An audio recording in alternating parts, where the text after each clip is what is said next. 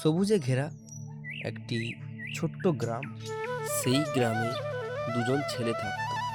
ছেলে দুটির নাম ছিল সায়ন ও সৌভিক। একদিন সৌভিক একটা ভারী কাঠ ওঠাবার চেষ্টা করছে, কিন্তু কাঠটা সৌভিকের পক্ষে খুবই ভারী। সেটা দেখে সায়ন সৌভিকের কাছে আসে সৌভিকের সাহায্য করার জন্য। সায়ন বলল যে, চাইলে আমি তোকে সাহায্য করতে পারি। সৌভিক বলল যে, আমি একা পারবো। সৌভিক কাঠটা ওঠাতে যায়, কিন্তু সে বারবার অসফল হয় এবং সে রাগ করে ওখানেই বসে পড়ে।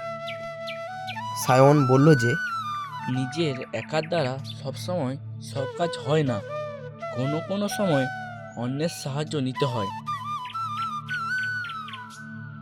এরপর সৌভিক একটু ভাবতে থাকলো।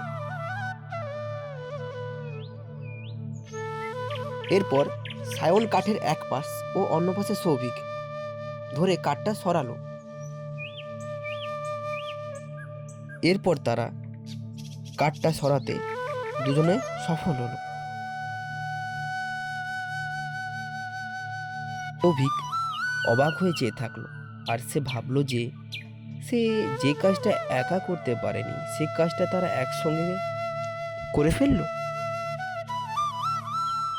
সৌভিক আর সায়ন দেখলো যে সামনে আরো কয়েকটা ছোট ডাল ওখানে পড়ে আছে। সৌভিক বলল যে, ওই ছোট ডালগুলি আমরা সরে ফেলি, চল। এরপর ওরা ছোট গাছের ডালগুলো সরিয়ে ফেলল।